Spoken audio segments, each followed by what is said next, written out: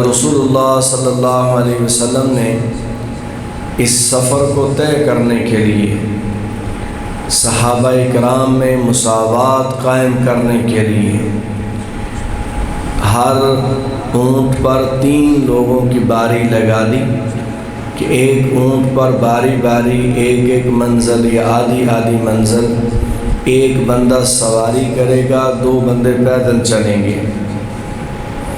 اور جناب رسول اللہ صلی اللہ علیہ وسلم بھی اپنے سواری میں 2 اور بندوں کو شریک کرتے ہیں، اور نبی علیہ السلام جب سواری کا وقت ہوتا ہے تو سواری پر سوار ہو جاتے ہیں۔ جب منزل مکمل ہو جاتی ہے تو نبی علیہ السلام دوسرے صحابی کو سوار کرتے ہیں اور خود نبی علیہ السلام پیدل چلتے ہیں۔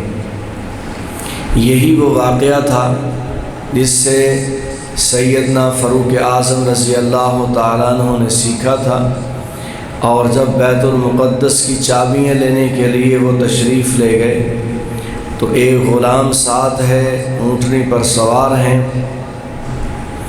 مدینہ منورہ سے بیت المقدس کا سفر ایک سواری پر طے کر رہے ہیں، تو اپنی باری پر سوار ہوتے ہیں اور غلام کی باری پر غلام کو سوار کرتے ہیں، یہاں تک کہ جب آخری منزل رہ گئی اور بیت المقدس قریب آ گیا تو غلام نے عرض بھی کیا کہ امیر المؤمنین میں اپنی باری معاف کرتا ہوں، آپ سواری پر سوار ہو جائیے اور میں پیدل چلتا ہوں، چونکہ آگے جو قوم ہے وہ دشمن قوم ہے، مذاکرات کے لیے جا رہے ہیں، تو آپ کی شخصیت، آپ کا عہدہ، آپ کا مقام اور مرتبہ اس لائق ہے کہ آپ سواری کریں، اور میں اپنی باری معاف کر کے ناکہ کی لگام تھام کر چلتا ہوں۔ لیکن عدل و انصاف کے علمبردار جن سے کہ انصاف کی آج مثالیں دی جاتی ہیں، فاروق اعظم رضی اللہ تعالیٰ عنہ سوار نہیں ہوئے بلکہ اونٹنی کی مہار تھام کر پیدل چلتے رہے ہیں۔ اور جناب رسول اللہ صلی اللہ علیہ وسلم بھی جب اپنی باری پر پیدل چلتے تھے، حالانکہ نبی علیہ السلام امام الانبیاء ہیں، تمام انسانیت کے ذمے ہے کہ نبی علیہ السلام کی اطاعت اور فرما برداری کی جائے، لیکن نبی علیہ السلام نے مساوات قائم کی ہیں، عدل و انصاف قائم کیا ہے۔ اور ایک موقع پر ایک سفر میں نبی علیہ السلام نے امور طے فرمائے، کام طے فرمائے کہ یہاں پڑاؤ کرنا ہے تو یہاں پانی بھی لے کر آنا ہے، جانوروں کے لیے چارہ بھی لے کر آنا ہے، کھانا بنانے کے لیے لکڑیاں بھی لے کر آنی ہیں، تو سبھی کے ذمے کام لگائے اور تقسیم کیے، اور خود جناب رسول اللہ صلی اللہ علیہ وسلم نے اپنے ذمے بھی کام لگایا، اور نبی علیہ السلام نے فرمایا کہ میں اس جماعت کے ساتھ جاؤں گا جو لکڑیاں اکٹھی کر کے لائے گی۔ تو نبی علیہ السلام نے یہ ترغیب دی ہے امت کے سامنے اور مثال قائم کی ہے، جس قوم کے بڑے لوگوں میں مساوات نہیں ہوتی اور جس قوم کے بڑے لوگوں میں سنت رسول نہیں ہوتی، وہ قوم کے بڑے نہیں ہوتے، یہ مذہبی اعتبار سے ہو یا دنیاوی اعتبار سے ہو۔ اس لیے آپ حضرات دیکھیں گے کہ بڑے بڑے پیر ہوتے ہیں، بڑے بڑے گدی نشین ہوتے ہیں، گاڑیوں کی اگلی سیٹ جو ہوتی ہے وہ آرام دہ ہوتی ہے، پچھلی سیٹیں ذرا ہلکی سی اس کی بنسبت تکلیف دہ ہوتی ہیں، تو یہ لوگ گاڑی کی اگلی سیٹ پر ہی سفر کرتے ہیں اور کہتے ہیں کہ ہم اس کے مالک ہیں۔ بھئی اب اگر آپ مالک ہو تو جناب رسول اللہ صلی اللہ علیہ وسلم نے اس سفر میں 70 اونٹوں پر جو 2 بندے مزید شریک کیے تھے، تو وہ تو مالک نہیں تھے، ان تینوں میں اونٹ کا مالک تو ایک ہی ہوتا تھا، لیکن یہی مساوات تھی نبی علیہ السلام کی، اور نبی علیہ السلام نے اپنی سواری پر بھی اپنے ساتھ 2 بندوں کو شریک کیا۔ اب وہ پیر صاحب آپ بتائیں بڑے عالم ہوں، مذہبی پیشوا ہوں، جب خود اگلی سیٹ پر ہی رہیں گے اور پچھلی سیٹ پر کبھی نہیں بیٹھیں گے تو یہ خاک دین بتائیں گے، جا کر خاک انصاف بتائیں گے؟ یہاں جناب رسول اللہ صلی اللہ علیہ وسلم کی سنت کو زندہ کرنا، کچھ سفر میں آپ آگے بیٹھو، کچھ سفر میں آپ پیچھے بیٹھو، جہاں ان کے ذمے کام لگائے جاتے ہیں وہاں آپ اپنے ذمے بھی کام لگاؤ، وگرنہ یہ ہے کہ بس چل رہا ہے نظام اور دوڑ رہا ہے، اس کے فوائد نہیں۔ چھوٹی چھوٹی چیز میں مساوات ہوگی تو بڑی چیز میں عدل و انصاف اور مساوات آئیں گی۔ بہرحال اس کی سینکڑوں، میں نے گزشتہ درس میں بھی عرض کیا تھا کہ غزوہ بدر ایسا سفر ہے، ایسا غزوہ ہے جس کی اگر ایک ایک جزی کو اٹھایا جائے اور اس کی تفصیلات عرض کی جائیں تو اس پر کئی جمعے لگ جائیں گے، کئی اس پر گھنٹے لگ جائیں گے، اور اس سے وہ معاشرہ تشکیل پائے گا جو جناب رسول اللہ صلی اللہ علیہ وسلم نے اپنے عہد اور زمانے میں جو معاشرہ تشکیل دیا تھا۔ لیکن پھر یہ ہوتا ہے کہ اصل مضمون رہ جاتا ہے، جو واقعہ عرض کرنا ہوتا ہے اصل مضمون رہ جاتا ہے۔ اس لیے بہرحال جناب رسول اللہ صلی اللہ علیہ وسلم اس طریقہ کے ساتھ سفر کرتے ہوئے بدر کے مقام پر پہنچے، اور 313 کا یہ لشکر رات گزارتا ہے یہاں پر۔ نبی علیہ السلام دعائیں فرماتے ہیں، تفصیلات میں اس کی عرض کر چکا ہوں پہلے۔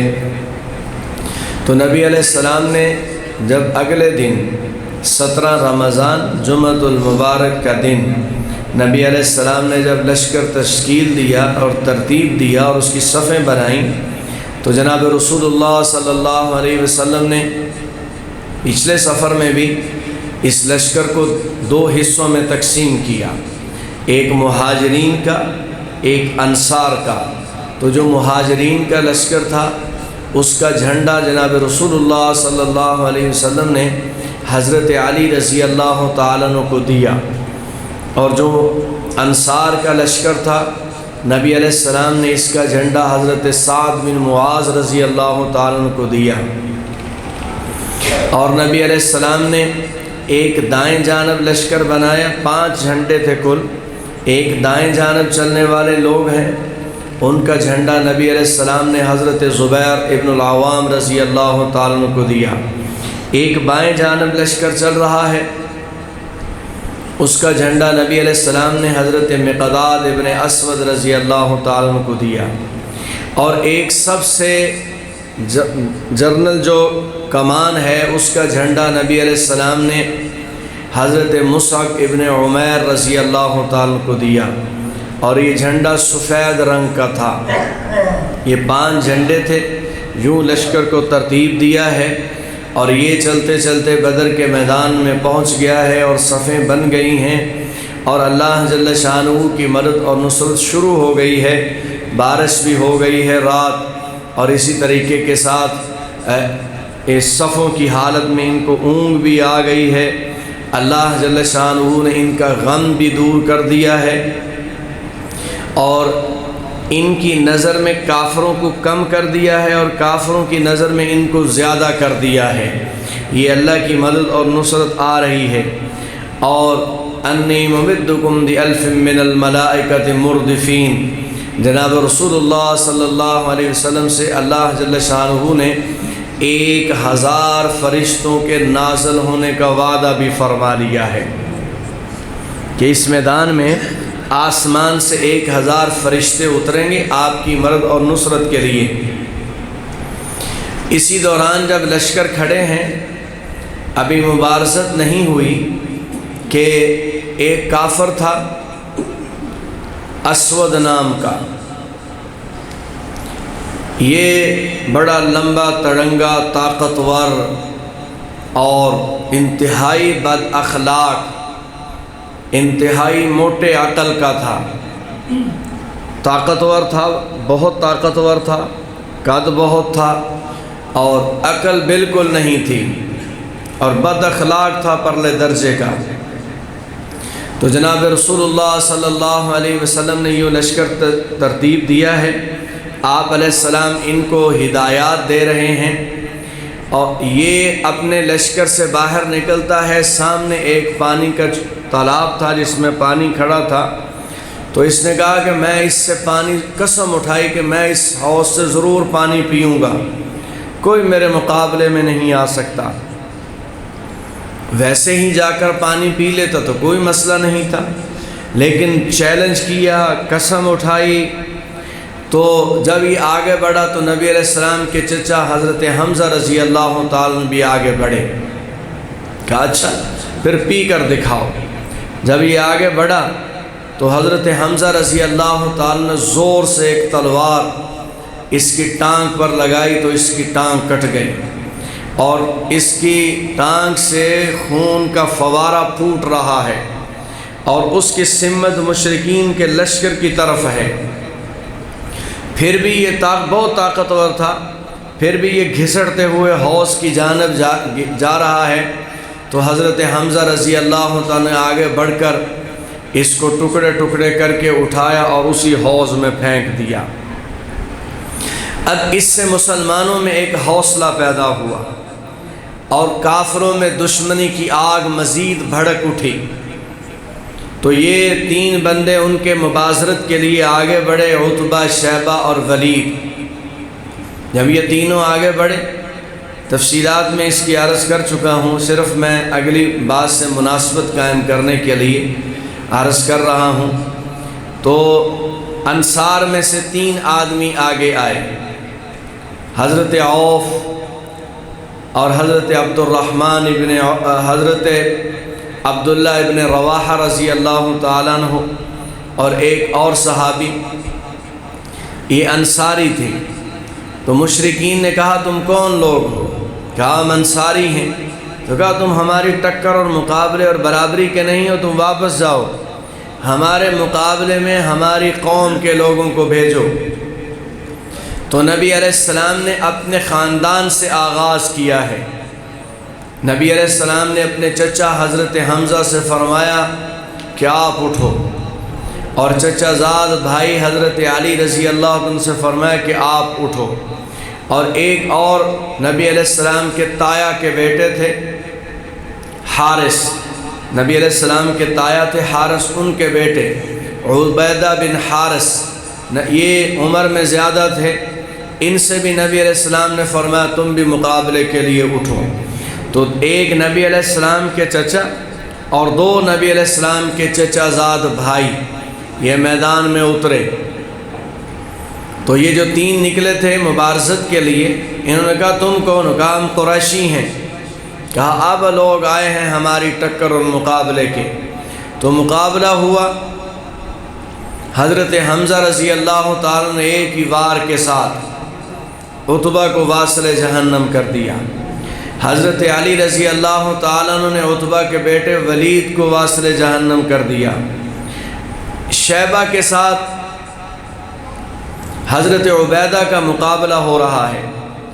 یہ حضرت عبیدہ رضی اللہ تعالیٰ عنہ، ان کی عمر زیادہ تھی، بڑھاپے کے قریب پہنچے ہوئے تھے، تو ان کی ٹانگ کٹ گئی تھی، اور وہ حملہ آور ہوا ہی چاہتا تھا کہ یہ دونوں حضرات اپنی شکار سے فارغ ہو کر حضرت حمزہ رضی اللہ تعالیٰ اور علی رضی اللہ تعالیٰ آگے آئے اور اس پر حملہ کیا اور اس کا کام تمام کر دیا، اور حضرت عبیدہ کو اٹھا کر نبی علیہ السلام کے پاس لائے۔ اور جناب رسول اللہ صلی اللہ علیہ وسلم نے جب یہ قریب آئے تو نبی علیہ السلام کے پاؤں کو چمٹ گئے، ظاہر بات ہے خون بہہ رہا تھا۔ تو نبی علیہ السلام ان کا چہرہ صاف کر رہے ہیں، قریب بیٹھے ہوئے ہیں۔ انہوں نے عرض کیا یا رسول اللہ کیا میں شہید ہوں؟ یعنی اس زخم سے جو میری موت آنے والی ہے تو مجھے شہادت کا رتبہ ملے گا؟ نبی علیہ السلام نے فرمایا تم شہید ہو اور تمہاری شہادت میں گواہ ہوں، میں کل قیامت کے دن تمہاری شہادت کی گواہی دوں گا۔ یہ اسی زخم کی وجہ سے جنگ سے واپسی پر 3-4 دن کے بعد ان کی وفات ہو گئی تھی۔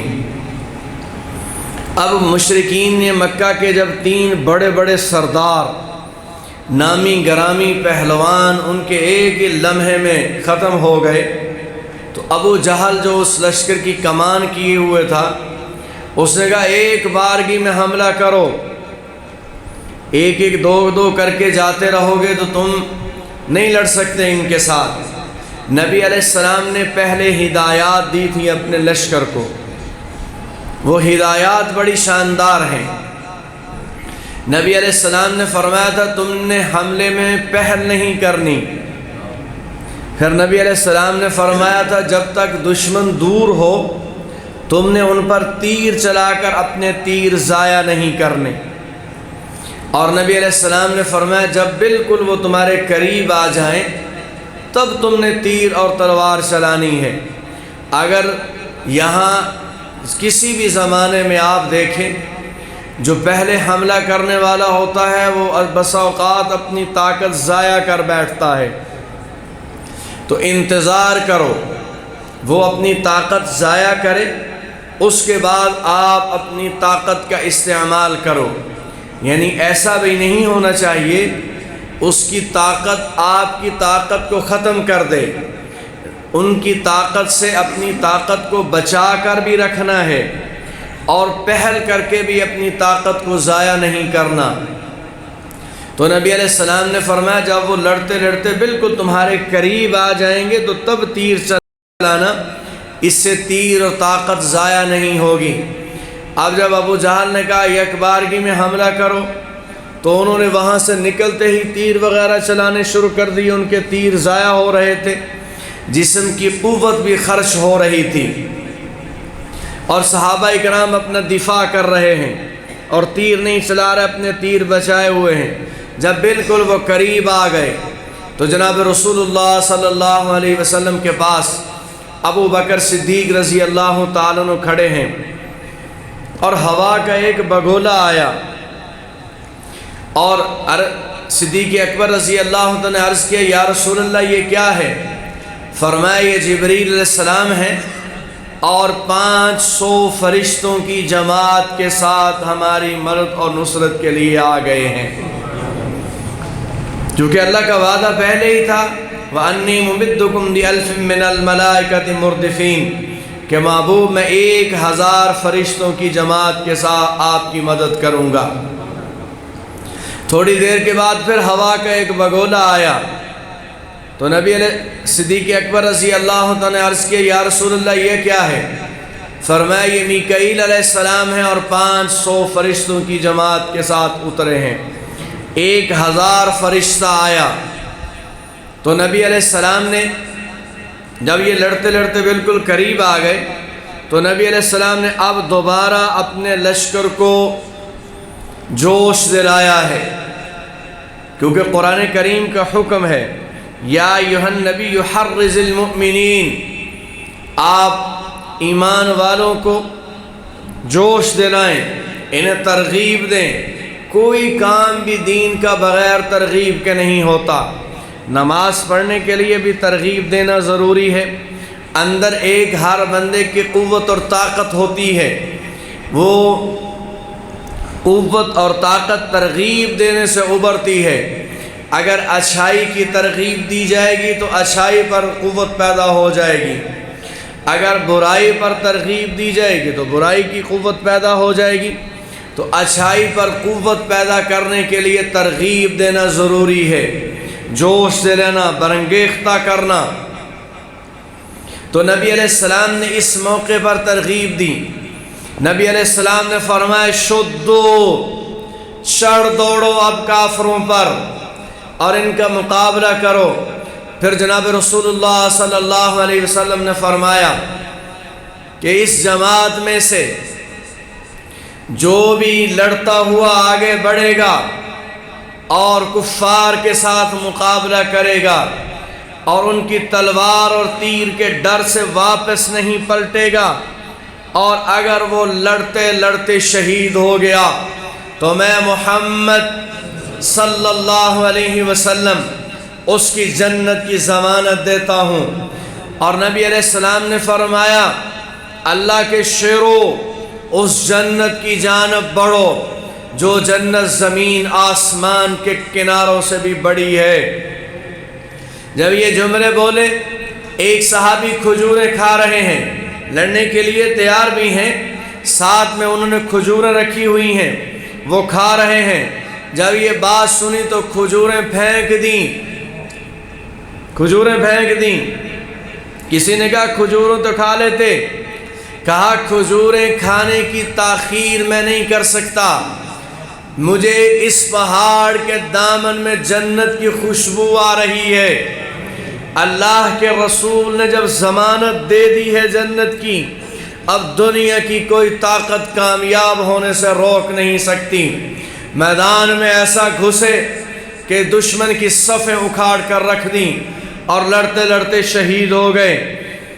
پھر اللہ جل شانہ کی مدد دیکھیے، فرشتے بھی اترے ہوئے ہیں اور یہاں بھی جذبہ جہاد بڑا مضبوط ہے، کیونکہ پہلے یہ وعدہ کر چکے ہیں کہ یا رسول اللہ آپ مشرکین اور کفار سے لڑنے کے لیے نکلیں، آپ نکلیں، جہاں آپ کا پسینہ گرے گا ہم وہاں خون بہا دیں گے، اگر آپ لڑتے لڑتے یمن تک جائیں گے تو ہم آپ کے ساتھ ہیں، اگر آپ ہمیں حکم دیں گے تو ہم سمندروں کی تہ میں اتر جائیں گے اور پیچھے نہیں پلٹیں گے۔ اس جذبے کے ساتھ یہ اس میدان میں موجود ہیں۔ حضرت عبد الرحمن ابن عوف رضی اللہ تعالیٰ فرماتے ہیں، جب میں صف میں کھڑا تھا تو میں نے دیکھا میرے دائیں جانب بھی ایک لڑکپن سے نکلا ہوا اور جوانی کی دہلیز میں قدم رکھتا ہوا ایک نوجوان سا کھڑا ہے، اور بائیں جانب بھی ایسا ہی ایک بچہ کھڑا ہے۔ تو مجھے ہلکی سی فکر لاحق ہوئی کہ بندے کا دائیں اور بایاں مضبوط ہو تو بندہ مضبوطی سے لڑتا ہے۔ یہاں تو بچے کھڑے ہیں، لیکن کہتے ہیں تھوڑی دیر کے بعد میں سوچ ہی رہا تھا کہ ایک بچے نے میرا بازو پکڑا اور مجھے اپنی جانب جھکایا کہ خفیہ طریقے سے میری بات سنو۔ جب نے اس کے قریب میں نے اپنا کان اس کے قریب کیا تو وہ بچہ مجھ سے کہنے لگا، چچا جان ابو جہل کو دیکھا ہوا ہے؟ میں نے کہا دیکھا ہے، کیا ضرورت پڑ گئی ہے؟ کہا جب وہ لڑتے لڑتے سامنے آئے تو مجھے بتانا کہ ان میں سے ابو جہل کون سا ہے۔ میں نے کہا تم کیا کرو گے؟ کہا میں نے سنا ہے کہ وہ جناب رسول اللہ صلی اللہ علیہ وسلم کے خلاف باتیں کرتا ہے، آپ کو تکلیف دیتا ہے، آپ کو اذیت پہنچاتا ہے، بس آپ نے دکھانا ہے مجھے آج یا وہ زندہ بچے گا یا میں زندہ بچوں گا۔ میں حیران ہوا اس کے جذبے پر۔ یوں ہی میں کھڑا ہوا اور سوچ رہا تھا تو جو بائیں جانب کھڑا تھا اس نے میرا بازو پکڑا اور ہلایا اور اپنی جانب کھینچا۔ جب میں نے کان قریب کیا تو اس بچے نے بھی وہی بات کی جو پہلے بچے نے بات کی تھی، وہی اس نے بات کی اور اپنا جذبہ بیان کیا۔ تو مجھے حوصلہ ملا کہ میرے دائیں اور بائیں بزدل لوگ نہیں کھڑے، اگرچہ بچے کھڑے ہیں لیکن ایمان کی حرارت سے مزین ہیں، ایمان کی قوت سے مالا مال ہیں۔ جب گھمسان کی لڑائی شروع ہوئی تو ابو جہل گھوڑے پر سوار ہو کر لشکروں کی اور میدان جنگ کے چکر کاٹ رہا ہے، اور ان کافروں میں سے جو کافر ابو جہل کے کہنے پر مر جاتا اور قتل ہو جاتا ہے، ابو جہل اس کو گالیاں نکالتا ہے، اور سب سے زیادہ گالیاں وہ نکال رہا تھا عتبہ، شیبہ اور ولید کو۔ وہ جو تین بندے سب سے پہلے نکلے تھے ان کو گالیاں نکالی، یہ جلد باز ہیں، انہوں نے جلد بازی کی ہے، ان کے قتل سے تم لوگوں نے اپنے حوصلے نہیں چھوڑنے، جو مر جاتا اس کا ساتھ چھوڑ دیتے تھے۔ گالیاں نکالتے ہوئے میدان میں گھوم رہا ہے تو حضرت عبد الرحمن ابن عوف رضی اللہ تعالیٰ فرماتے ہیں جب میں نے دیکھا تو میں نے ان بچوں سے کہا کہ وہ سامنے جو گھوڑے پر دوڑ رہا ہے یہی ابو جہل ہے۔ تو کہتے ہیں یہ بچے شیر کی طرح اس کی طرف دوڑے ہیں، دونوں برابر بڑی تیزی کے ساتھ اس کی جانب لپکے۔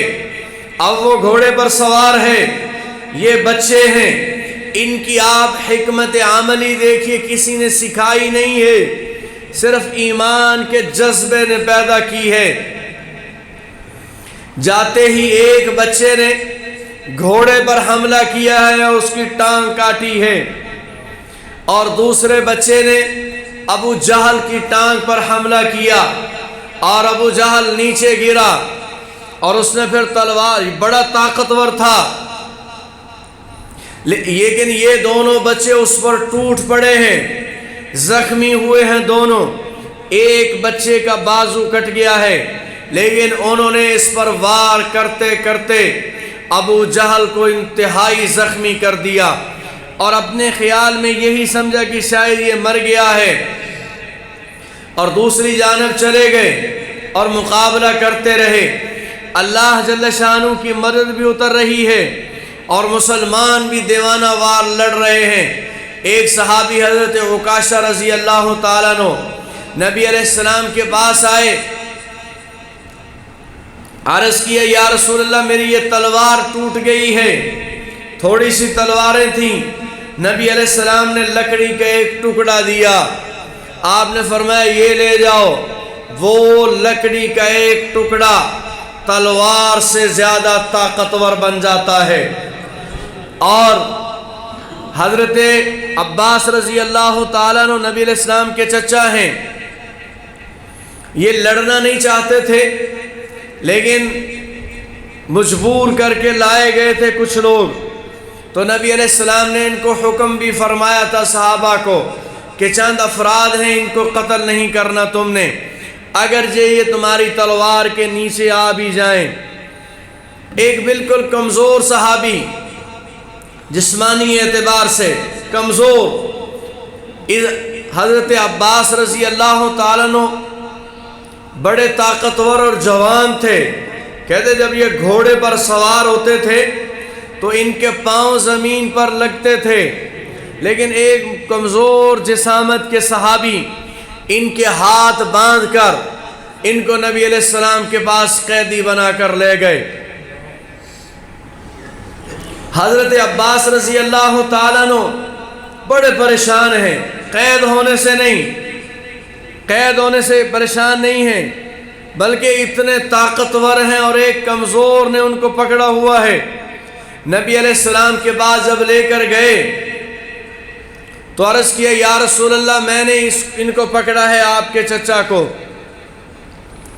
تو حضرت عباس رضی اللہ عنہ چونکہ مسلمان نہیں تھے اس وقت، تو یہ کہنے لگے بھتیجے بات قید کی نہیں ہے، لیکن اتنی بات میں بتا دوں، اس بندے نے مجھے نہیں پکڑا، اس نے مجھے نہیں پکڑا۔ تو وہ صحابی کہتے ہیں یا رسول اللہ اللہ کی قسم میں نے ہی پکڑا ہے، میں نے ہی پکڑا ہے۔ تو حضرت عباس کہنے لگے اس نے مجھے نہیں پکڑا، بلکہ زمین آسمان کے درمیان ایک بڑی طاقتور مخلوق تھی جو معلق تھی، اس نے مجھے پکڑا ہے، میرے ہاتھ باندھ کر رسی اس کے سپرد کی ہے۔ صحابی کہنے لگے یا رسول اللہ اللہ کی قسم میں نے ہی پکڑا ہے۔ تو نبی علیہ السلام نے اس صحابی سے فرمایا خاموش ہو جاؤ، اللہ جل شانہ نے فرشتے کے ذریعے سے تمہاری مدد کی ہے۔ فرشتے اس سے پہلے بھی اترتے رہے ہیں ایمان والوں کی مدد اور نصرت کے لیے، لیکن وہاں جب بھی فرشتے اترتے تھے تو ان کو لڑنے کی اجازت نہیں ہوتی تھی۔ یہ واحد جنگ ہے جس میں فرشتے لڑے ہیں۔ پہلے انبیاء علیہ السلام کی جماعتوں میں بھی فرشتے اترے ہیں، لیکن وہاں فرشتوں کا صرف اتنا کام ہوتا تھا کہ ایمان والوں کے دلوں پر محنت کر کے اسے مضبوط کرتے تھے، ایمان والوں کے دل مضبوط کرتے تھے کہ وہ ثابت قدم رہیں۔ اور جو کافر ہوتے تھے ان کے دلوں میں ڈر پیدا کرتے تھے موت کا، ان کے دلوں میں وحشت پیدا کرتے تھے۔ اس سے پہلے جب بھی فرشتے اتریں بس یہ دو کام، توجہ آپ میری جانب رکھیں، یہ آواز آ رہی ہے؟ بس یہ دو کام۔ لیکن یہاں غزوہ بدر میں جو اترے ہیں یہاں فرشتے باضابطہ لڑے ہیں۔ صحابہ کرام فرماتے ہیں کہ ہم انسانوں کے مقتول کافروں کو بھی پہچان لیتے تھے اور فرشتوں کے ہاتھ سے قتل ہونے والے مقتول کفار کی لاشوں کو پہچان لیتے تھے۔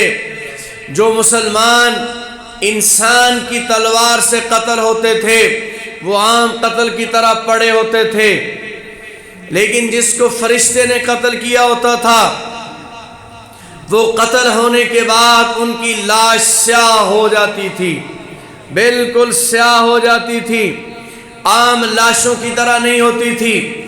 یہ گھمسان کی لڑائی جاری ہے اور نبی علیہ السلام ترغیب دے رہے ہیں کہ شدو، ان کفار کے لشکر پر چڑھ دوڑو اور اس کا مقابلہ کرو۔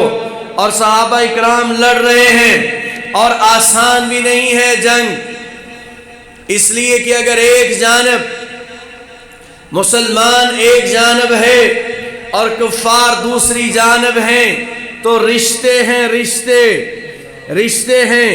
ایک باپ کھڑا ہے تو مقابلے میں بیٹا کھڑا ہے۔ ادھر ابو بکر صدیق رضی اللہ تعالیٰ عنہ ہیں مسلمانوں کی صف میں، تو کافروں کی صف میں بیٹا عبد الرحمن کھڑا ہے۔ ادھر عمر بن خطاب ہیں تو کافروں کی صف میں عاص بن ہشام ماموں کھڑا ہے۔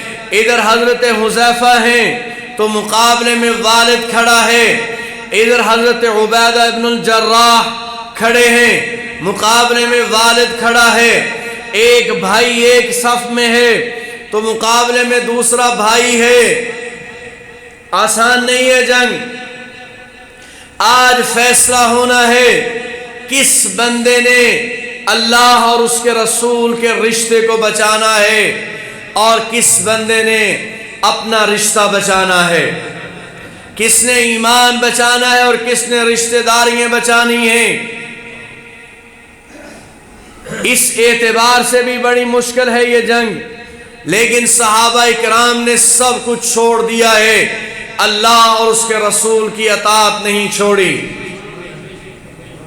اسی لیے اس جنگ پر انعام ملا ہے کہ جناب رسول اللہ صلی اللہ علیہ وسلم نے اصحاب البدریین کے بارے میں فرمایا کہ میرا رب فرماتا ہے آج کے بعد تم جو کام بھی کرو تمہارا رب تم سے ناراض نہیں ہوگا۔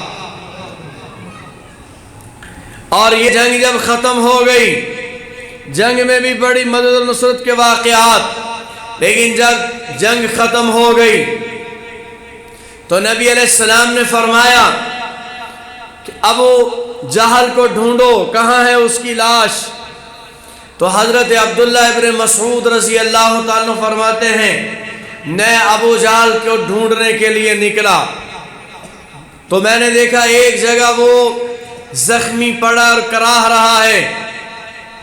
میں اس کے قریب گیا اور میں نے اس کے سینے پر پاؤں رکھا تو مجھے پوچھنے لگا جنگ کا کیا بنا؟ میں نے کہا اللہ جل شانہ نے اپنے محبوب کو فتح عطا فرمائی ہے اور مشرکین کو آج شکست ہو گئی ہے۔ تو آگے سے ابو جہل کہنے لگا اس سینے پر تو نے پیر رکھا ہے، بڑی اونچی جگہ پر چڑھ گیا ہے تو۔ کہا اللہ کے دشمن آج تیرا کام ختم ہو گیا ہے۔ تلوار نکالی اور اس کی گردن کاٹنے کا ارادہ کیا تو آگے سے کہنے لگا یہ جن لوگوں کو زوم ہوتا نا کہ ہم نمایاں لوگ ہیں، ہم ساری دنیا سے الگ تھلگ لوگ ہیں، ہم بڑے لوگ ہیں، اگر کبھی یہ زوم اور خیال آ جائے تو انسان کو بربادی کی جانب لے جا رہا ہوتا ہے قدم بقدم۔ تو ابو جہل کہنے لگا یہ میری گردن ذرا نیچے سے کاٹنا، بڑی رکھ کر کاٹنا گردن، تاکہ جب گردنیں پڑی ہوئی ہوں ہمارے لشکر کے لوگوں کی تو میری گردن اس میں بڑی اور نمایاں نظر آئے۔ اسی لیے جناب رسول اللہ صلی اللہ علیہ وسلم نے فرمایا تھا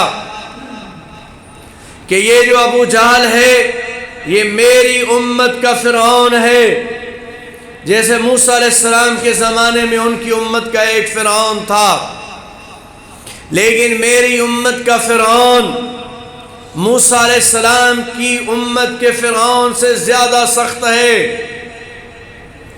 وہ فرعون جب پانی میں ڈوب رہا تھا تو اس نے موت کو قریب دیکھا تو فوراً اس نے کہا آمنت برب موسیٰ و ہارون، میں موسیٰ علیہ السلام اور ہارون علیہ السلام کے رب پر ایمان لاتا ہوں۔ تو اللہ نے فرمایا آن اب ایمان لاتے ہو، لیکن فرمایا میری امت کا فرعون اس سے بڑا سخت ہے، جو مرتے ہوئے بھی اس نے کلمہ نہیں پڑھا، مرتے ہوئے بھی اپنی نخوت اور تکبر کی بات کر رہا ہے۔ حضرت عبداللہ ابن مسعود رضی اللہ عنہ اس کی گردن کاٹی اور کاٹ کر نبی علیہ السلام کی خدمت میں پیش کر دی۔ پھر فرماتے ہیں کہ میں نے غزوہ بدر میں بدر کے میدان میں دیکھا کہ گزشتہ دن جو نبی علیہ السلام نے فرمایا تھا فلاں کافر کل اس جگہ قتل ہوگا، میں نے اسی کافر کی لاش کو اس جگہ دیکھا۔ فرمایا کل فلاں کافر فلاں جگہ قتل ہوگا، میں نے اس کافر کی لاش کو اس جگہ دیکھا جس جگہ نشاندہی کی تھی اللہ کے رسول نے گزشتہ دن جنگ کے دن، میں نے اسی کافر کو اسی جگہ قتل شدہ اس کی لاش پڑی دیکھی ہے، اور بدر کے میدان میں بکھرے پڑے ہیں اور بے یار و مددگار ہیں۔ 70 بڑے بڑے کافر قتل ہو گئے، مکہ کی جو قیادت تھی ختم ہو گئی۔ ابو سفیان اور ابو لہب کے علاوہ باقی سارے کافر یہاں قتل ہیں، بڑے بڑے لوگ، اور 24 تو نامی گرامی ان کے سردار تھے۔ حضرت عبداللہ ابن مسعود رضی اللہ عنہ فرماتے ہیں، بخاری کی روایت ہے،